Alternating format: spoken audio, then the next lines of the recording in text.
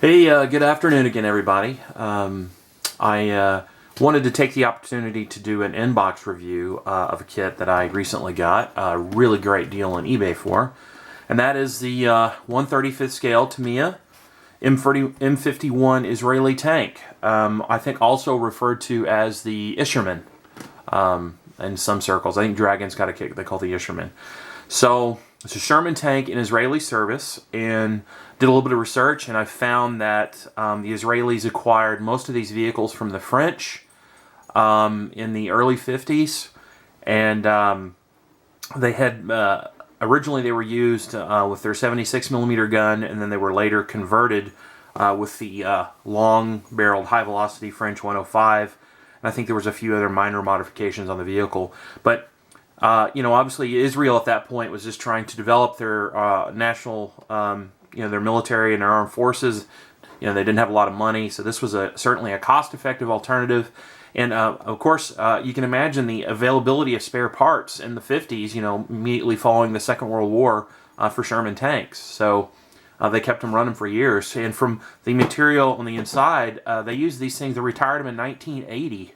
So they certainly got their use out of them. So let's take a look inside the box. All right, I'll get to the instructions in a bit. So as with most Tamiya kits, we're talking about the rubber band style tracks here. But if you look at the detail, you'll find that the detail is quite good for Tamiya rubber band tracks. In fact, I think I will probably use them. They're a little thicker and heavier than most of the rubber band tracks that I have seen from them so far. So let's set that aside. The first sprue here. Guys, I have to admit, I am a Sherman noob. I've never built a Sherman tank, but I thought this was a pretty interesting subject, the fact that it was Israeli and it had that long French 105 on it. But it looks like we have the front glasses plate of the hull here, some hatches, probably over the driver and radio operator side, and some tools. And it looks like they're molded, this looks like a pickaxe, and it's actually molded in two pieces. That's really nice. Then a shovel. There's that sprue. Next sprue is all hull parts. This appears to be bottom hull, hull sides, and I'm not sure. As you can see, typical Tamiya. And guys, this is a recent kit. This kit is from 2011. So superb detail on the rivets there. All right, the next sprue. This consists of turret parts, as you can see here. Sorry for the glare on the light. Here you've got a couple of figures. Looks like you've got a couple of crew figures, a commander and either gunner or loader. There's the long-barreled 105 gun. It is in two halves. I can live over that. I'm getting better at removing seams. But look at the canvas cover detail that is next to the gun mantlet. It's really nice if you can make that out. Really nice detail on the mantlet. This really quality molding from Tamiya. There's even a little bit of cast texture on the top of the turret. Now, if you can make it out, there's actually some casting marks right on the top there. If you can see that, it's pretty impressive. There we go. Next sprue. This is wheels and suspension. Drive sprockets, return rollers. This times two. Looks like it's two identical sprues. And this bag contains the upper hull, and also excellent. And if you guys can make that out or not, but you can see there is some surface detail there, some casting surface. So of course, with a later kit, this kit being only 2 years old, that's really nice detail. So there's the hull sprue. And this last sprue looks like more hull parts, side skirts perhaps. They give us some jerry cans and some spare tracks that are really nicely rendered. Check those out. And of course, as with most Tamiya kits, I mean, there's not an ounce of flash on this thing. There's no burrs. It's really super nicely detailed. There's one other little tiny sprue here, and that's for the M2HB Browning 50 caliber machine gun.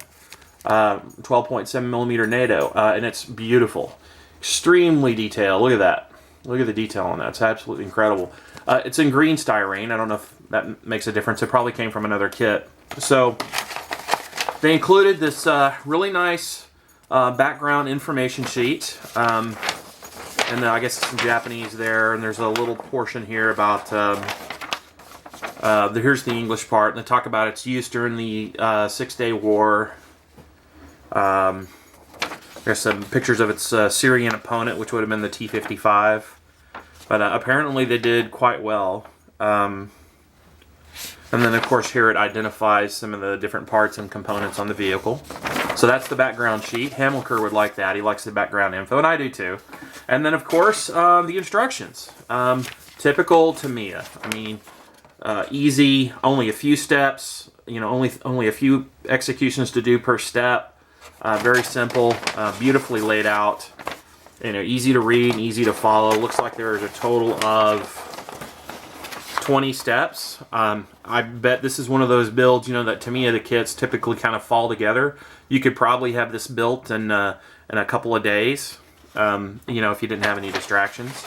And there are, excuse me, I didn't mean to knock the camera there. There are 3 different painting and marking versions. This TS46 color, even if you can see that, they're asking for TS46. This is intriguing because Tamiya apparently only offers it as a spray. They don't offer it in the normal color range, and I've looked for equivalents, and it's I think a light sand color. So these first 2 vehicles, one of them says unknown unit 1967, excuse me. The other one is the 14th Armored Brigade, Ariel Sharon Bison Division, June 1967, and then here's an unknown unit from 1973, excuse me. And you'll notice that what they're calling for in a base color on this one is actually a mixture of XF20 and XF57. So that's buff, and I'm not sure what the XF20 is. I'd have to look it up. But so there's the instruction sheet. And then, of course, the decals included. Always nicely done on Tamiya, although if not a bit thick. I'm not going to take them out of the package. So this kit, guys, locally at my hobby town Rapomatic is $70. I'm not kidding you. It's $69.99 at my local hobby town, and that's in US dollars. And I bought this kit from an eBay dealer out of Hong Kong, and I think I paid maybe 32 or 33 bucks shipped to my door. And it took about a week and a half. So all in all, guys, this is a fantastic kit. I've never built a Sherman. I'm actually kind of excited to do this. I would highly recommend it to anyone. Certainly don't pay 70 bucks for it. But it's you know, it's a recent Tamiya offering, and I really don't see how you can go wrong. And one thing that's kind of surprised me is there is a surprising lack of aftermarket stuff for this kit. I have looked for an aluminum replacement barrel. No luck. And I'm definitely going to stick with the rubber band tracks, because I think they're detailed enough. Although you guys may give me flack for that. But the tracks actually look pretty good. So, I hope you guys enjoyed. Sorry, it's kind of a short video. But thanks for watching, and I definitely recommend this kit.